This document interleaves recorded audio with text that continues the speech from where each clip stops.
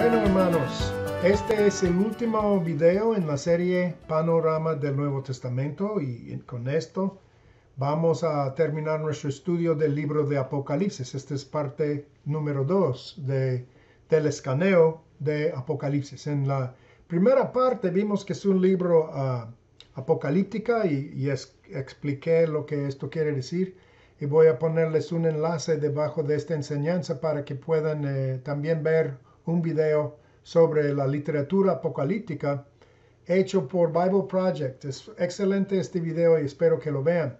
Pero es un libro apocalíptico, es un libro profético y es una epístola. Fue una epístola escrita por Juan, hablando de parte de Dios como profeta a las 7 iglesias que enfrentaban persecución en aquellos días. Entonces no podemos interpretar bien una epístola y aplicarla a nuestras vidas en el día de hoy, si no estudiamos primero el punto o el mensaje del escritor, el autor, para los destinatarios originales, o sea, las 7 iglesias. Entonces es muy importante entender esto, que es un libro que era epístola con un mensaje directamente de Dios a las iglesias de Asia Menor.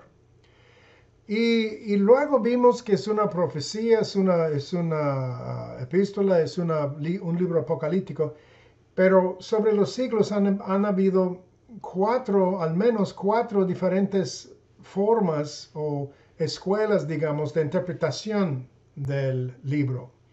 Personas sinceras, llenos del Espíritu Santo, amadores de Dios, leyeron el libro de Apocalipsis y llegaron a diferentes conclusiones.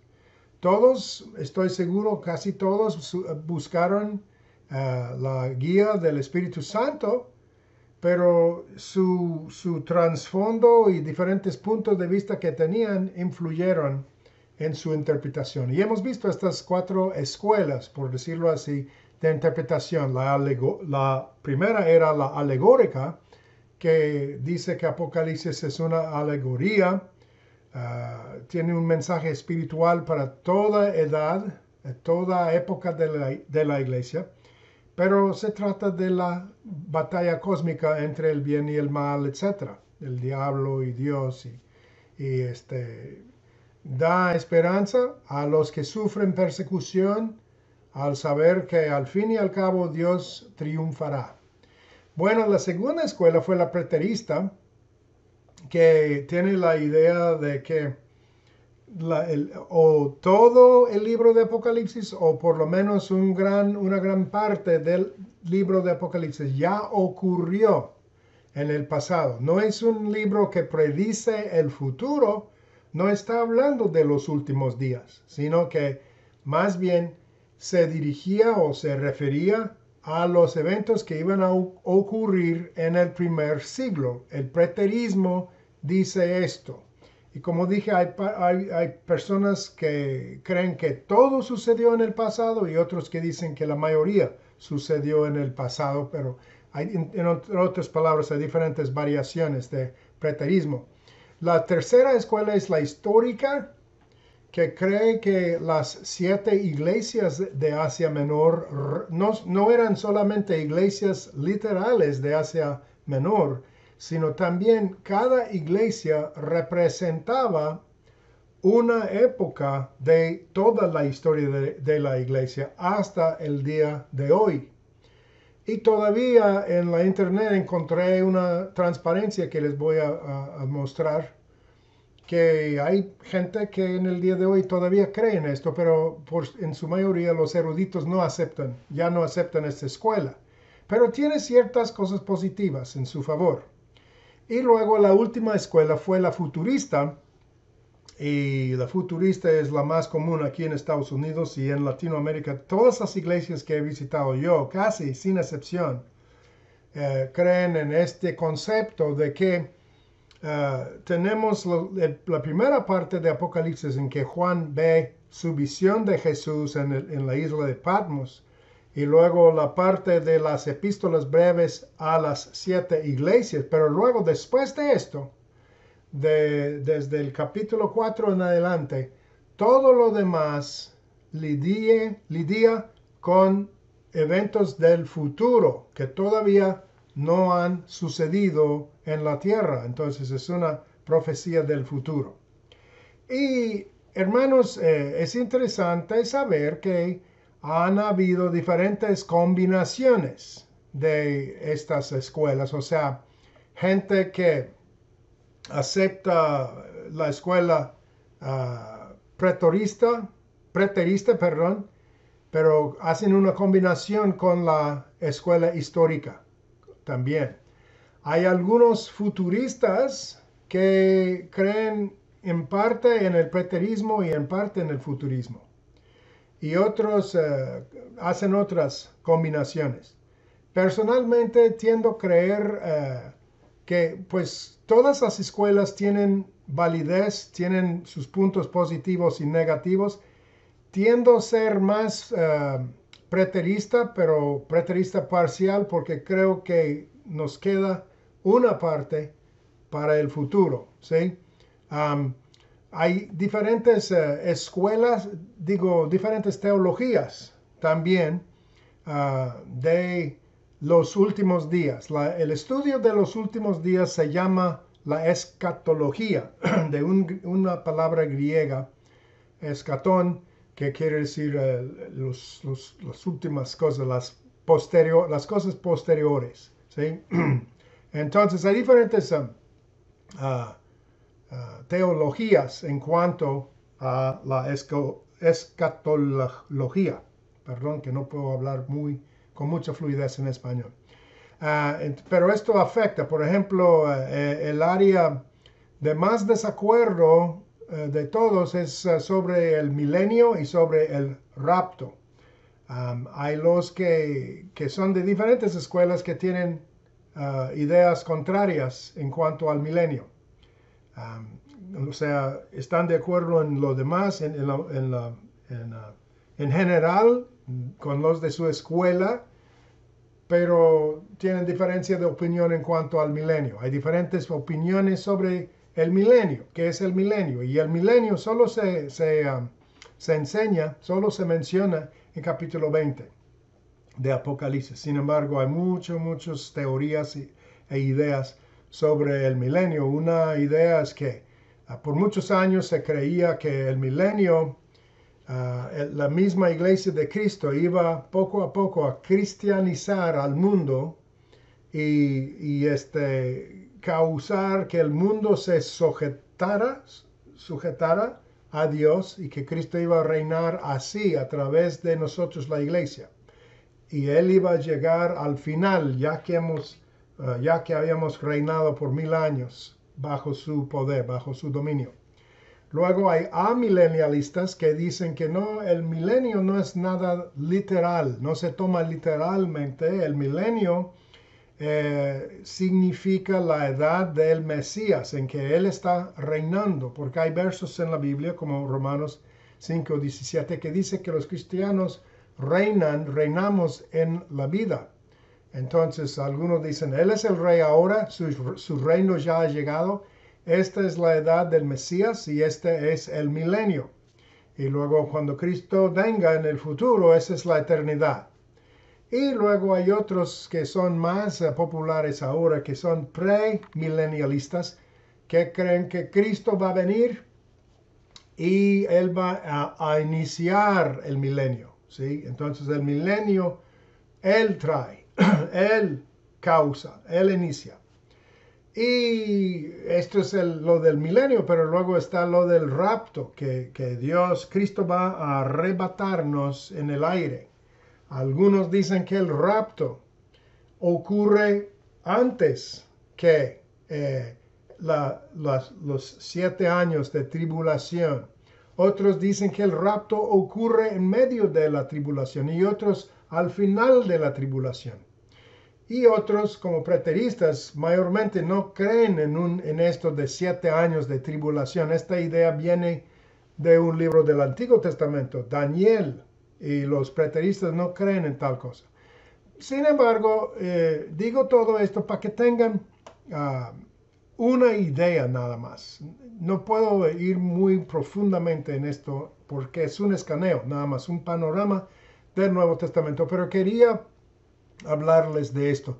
Hay un proverbio, Proverbios 25:2, que dice, es gloria de Dios ocultar una cosa, y es gloria del rey, y yo pongo en paréntesis, es gloria del rey, pero también a nosotros, los hijos del rey, escudriñar las cosas, escudriñarlas, ¿sí? Es gloria de Dios ocultar una cosa, y es gloria de nosotros escudriñarla. O sea, con esto quiero decir que Dios no nos da todos los detalles. El mismo Señor Jesucristo durante su tiempo en la tierra dijo, nadie sabe la fecha, ni siquiera el Hijo en aquel tiempo no sabía la fecha de su segunda venida. Pero esto no quiere decir que no debemos estudiar, meditar, orar, buscar información, conocimiento, porque en el estudio esto nos edifica y es para nuestro bien, aun cuando no entendamos todo lo que leemos. Hay muchas cosas de la Biblia que no entiendo. La profecía de Isaías, por ejemplo, es bastante enigmática, es difícil de entender, pero eso no quiere decir que no debo leer el libro de Isaías. He sacado mucho de beneficio de Isaías, de Ezequiel, de Jeremías. Entonces toda la palabra es inspirada y es útil para nosotros. Nos enseña, nos redarguye, nos inspira. Así que recomiendo que vayan estudiando el libro de Apocalipsis y que estudien otros libros que hablan. Pero lo que quiero más que nada, como yo soy maestro, entonces a mí, yo soy pastor, pero soy maestro más que nada. Y yo veo que muchos pastores nomás enseñan un solo camino, una sola escuela de interpretación. Y en lo personal, creo que esto no es una buena idea. Porque ¿qué tal si uno de sus miembros descubre que hay otras interpretaciones, otras maneras de interpretar, de evaluar, de entender algo de la Biblia? Yo creo que vale la pena abrir nuestros ojos y estar conscientes de las diferentes alternativas para nosotros evaluar por nosotros mismos.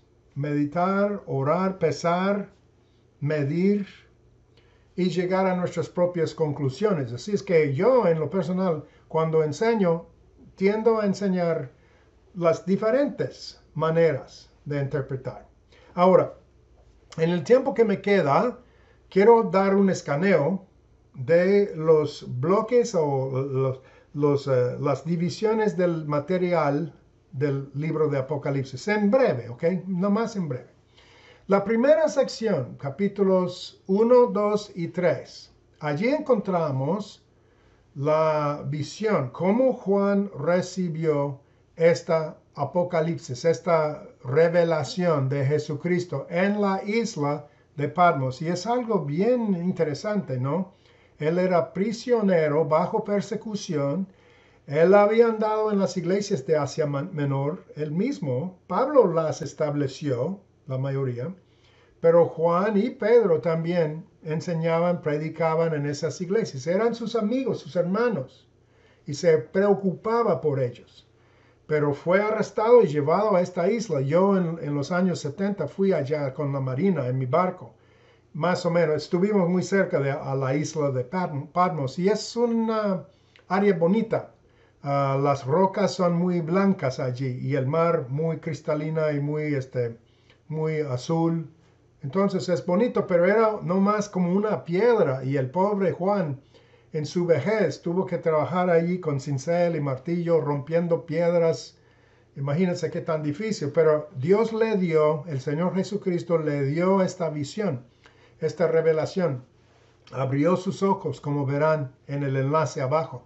Pero lo interesante para mí es que estos son 22 capítulos. Imagínense. Y yo quisiera preguntarle a Juan algún día, ¿cuánto tiempo duró Juan, hermano Juan? ¿Cuánto tiempo duró la visión, la revelación? ¿Duró horas? ¿O fue algo que Dios te dio sobre días y días y días? ¿O cómo fue? Porque es mucho material y Él los escribió. Imagínense escribir 22 capítulos de memoria de todas estas cosas que Él vio. Sin embargo, esta es la parte 1, capítulo 1, 2 y 3.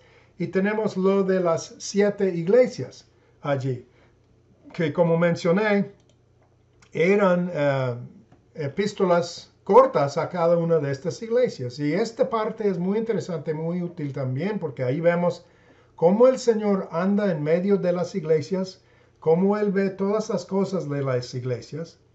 Y a cada iglesia se revela, o sea, revela parte de ciertas características de su ser, de su persona, ¿verdad? Como a Éfeso se revela como el que tiene las 7 estrellas y anda en medio de los 7 candelabros, etc. Y se describe en diferentes maneras partes de su carácter, parte de su personaje que se apliquen, que tienen que ver con su situación. Y luego él encomienda o dice lo bueno de cada iglesia, si hay algunas que no hay. Y luego dice lo malo, los reprende por cosas malas. Entonces es muy interesante, el Señor es muy real con nosotros, Él sabe nuestra situación y Él alaba o comienda lo bueno que hacemos, nuestros esfuerzos, nuestros sacrificios, ¿verdad? Nuestra diligencia, pero también nos reprende por lo que hacemos mal. Y luego para cada iglesia hay una promesa. Si se arrepienten, si vencen, obtendrán una promesa, una recompensa. Y es algo bonito. El Señor siempre tiene una recompensa para nosotros y tenemos que siempre tomar en cuenta que va a haber una recompensa, que vale la pena servirle al Señor. Bueno, después de esta parte de las 7 iglesias, en capítulos 4 y 5 tenemos una escena en el trono, en el cielo, y Juan experiencia su propio rapto y Dios lo arrebata al cielo y él ve al trono de Dios y Dios allí con un pergamino con 7 sellos. Y entonces se entiende de libros del Antiguo Testamento que estos libros sellados eran como documentos, contratos de cuando uno comprara una propiedad, le dieron una copia, ¿verdad? Sellado. En Jeremías vemos esto. Entonces se entiende que esto representa la redención de la propiedad, de la tierra, ¿verdad? Y de la humanidad. Y se pregunta quién es digno de abrir este pergamino y no hay nadie, no se encuentra nadie. Entonces el apóstol Juan llora mucho porque sabe que esto quiere decir que no habrá redención, no hay solución, no hay nadie digno. Nadie puede ser nuestro, ¿cómo dicen en español? Paladín, campeón, uno que nos salva. No hay. Y luego le dicen, no llores, Juan. He aquí el león de la tribu de Judá. Él ha prevalecido y él es digno. Él puede abrir este pergamino. Entonces él escucha que el león de la tribu de Judá ha vencido y voltea para ver al león. Pero ¿qué ve? Ve un cordero inmolado. Y esto es un retrato del Señor Jesucristo. Él es el león, pero Él es el cordero. Él nos salvó, Él reina, Él es todopoderoso, pero nos salvó ¿cómo? A través de su humildad, su encarnación, su sacrificio en la cruz. Y entonces en el capítulo 5 encontramos una escena de alabanza suprema, la más alta alabanza que jamás ha sido expresado. Luego en capítulo 6 al 17 tenemos 3 conjuntos de juicios. Y es interesante, todos consisten en 7 cosas. El número 7 es muy significativo en Apocalipsis, es un libro de símbolos, ¿no? Incluso los números. 7 iglesias, 7 estrellas, ¿verdad?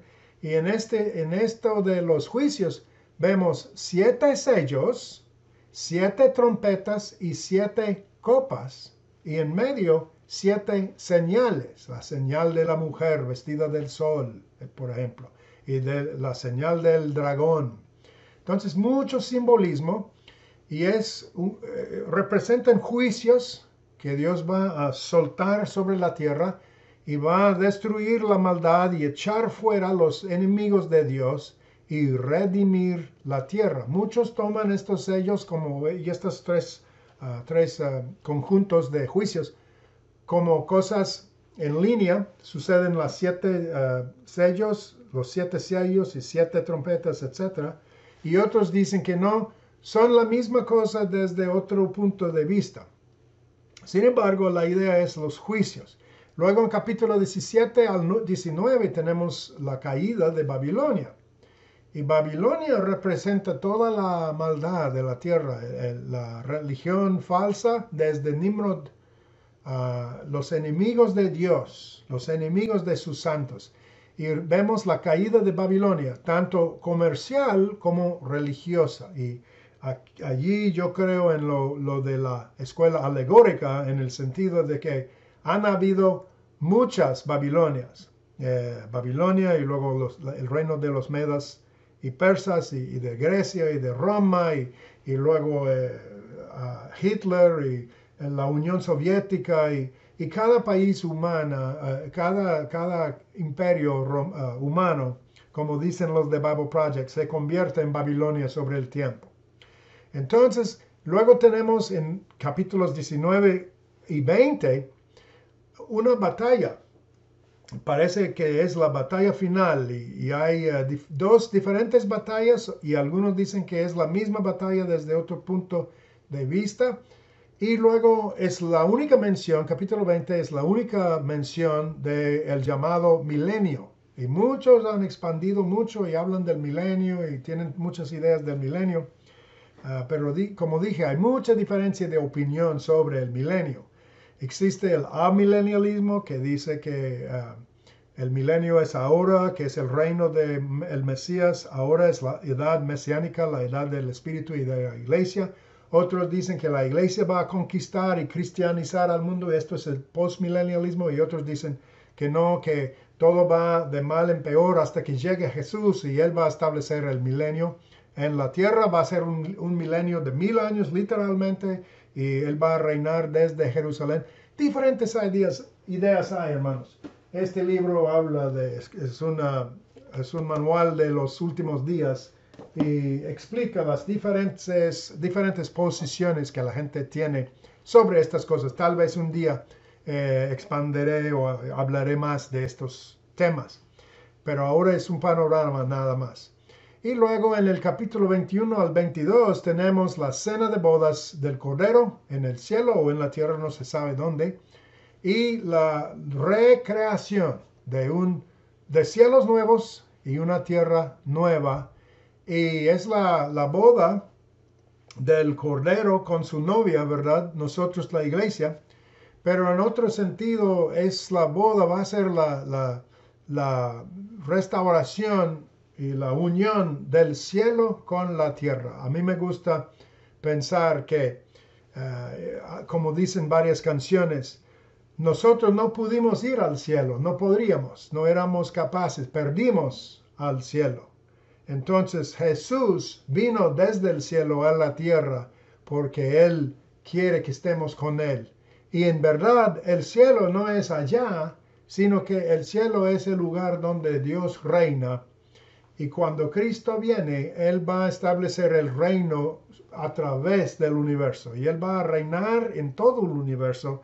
Y Él va a llenar todo el universo. Efesios 2 nos dice, Él llena todo el universo y estaremos en su presencia por la eternidad. Y el cielo y la tierra se juntan. Porque Cristo trae el cielo a nuestros corazones primero y luego literalmente aquí a este mundo. Bueno, quiero mencionar algunas cosas más y ya. Uno es que la escuela futurista, hermanos, quiero que sepan que esto, había gente en el primer siglo que creía que Apocalipsis se trataba del futuro nada más. Pero mayormente durante más de 1000 años la gente creía en el preterismo, y en el amilenialismo, ¿sí? Y luego empezaron a creer en el postmilenialismo porque creían, porque la iglesia estaba cristianizando al mundo. Y entonces muchos decían, bueno, hemos conquistado el imperio romano y era un gran perseguidor de la iglesia. Pero Roma fue cristianizado y llegó a ser un imperio cristiano. Y desde Constantinopla, pues era un imperio cristiano por 1000 años. Entonces muchos tenían esta idea. Luego en el siglo XIX y XX, con las dos guerras mundiales y todos los problemas, mucha gente perdió la esperanza de que la iglesia iba a conquistar al mundo para Cristo. Y dijeron, a menos que Cristo venga, no hay esperanza. Entonces la iglesia se convirtió en ser premilenialista y creer en esto. Y luego hubo un hombre, J.N. Darby, en el siglo XIX, 1830-40 por allí. Era hombre irlandés e inglés y un predicador popular, como tenemos ahora, muy popular. Viajaba mucho, predicaba mucho a muchas multitudes, era muy erudito, conocía los idiomas originales de las escrituras y él hizo traducciones de ellas y predicaba en muchos países. Y él estudió mucho la profecía y concluyó que él aceptó la escatología del futurismo y de dispensacionalismo, si lo digo bien, que hay dispensaciones en que Dios opera de diferentes maneras a través de los siglos, las dispensaciones de Dios, ¿sí? Entonces, él aprendió de ciertas personas y de la Biblia. Una mujer de Escocia tuvo una visión y le dijo que Dios le mostró a ella que Cristo, la venida de Cristo, la segunda venida, iba a suceder en dos etapas. Que primeramente iba a venir en el aire y iba a arrebatar a su iglesia para estar con él. Se van al cielo a celebrar la cena de bodas del Cordero. Y en la tierra habrá una tribulación de 7 años basado en Daniel capítulo 9, que habla de los 70 semanas de años. Y que la segunda fase, digamos, de la venida de Cristo, él iba a bajar a la tierra con todos los santos que había arrebatado en el rapto, que iba a llegar a Jerusalén y reinar literalmente desde Jerusalén. Entonces la segunda venida de Jesús iba a suceder en dos etapas, en dos fases, digamos. Y J.N. Darby era muy popular y predicaba muchos, y muchos aceptaron sus ideas aquí en Estados Unidos, y muchos misioneros de Estados Unidos influyeron a Latinoamérica. Entonces muchos latinoamericanos también creen así ahora. Y J.N. Darby, cuando predicó, un americano cuyo nombre era Cyrus Scofield, tomó su teología de Darby y él hizo una Biblia de referencia, la Biblia Scofield. Y en sus notas allí, él escribió mucho acerca de esta idea de dispensaciones y del futurismo y todo el concepto que tenemos ahora de que va a haber un anticristo, 7 años de tribulación, el rapto y todo esto. Y lo comparto con ustedes para que sepan nada más que esto fue una cosa relativamente reciente. No fue la creencia por siglos y siglos. Y por eso yo tengo mis dudas, porque si algo llega y es nuevo, dudo. Porque yo creo que la iglesia ha tenido al Espíritu Santo desde hace 2000 años. Y si nadie en el pasado así creía, entonces dudo de este futurismo. Yo acepto más bien otras perspectivas del libro de Apocalipsis. Pero en un video futuro espero hablarles más de la escatología, y explicar algunas de las diferentes posiciones y usar los textos, porque en este escaneo yo nomás pude darles un vistazo breve, ¿verdad? No podemos ir muy a fondo. Y la verdad es que cuando uno estudia más a fondo, se ve que es mucho más complicado de lo que uno imaginaría y por eso hay tanta diferencia de opinión. Pero quiero terminar como empecé, que hermanos, aunque no entendamos todos los detalles de este libro, como dice la Escritura, es gloria de Dios ocultar una cosa, pero es gloria de nosotros, los hijos del Rey, escudriñarla. Y le recomiendo que vaya a los videos, los enlaces que voy a mencionar abajo o en la pantalla, que vean y que sigan en su estudio de la palabra, porque es un tesoro. Y aunque no entendamos todo, cada vez que leemos, recibimos del Señor. Hasta la próxima vez, que el Señor los bendiga.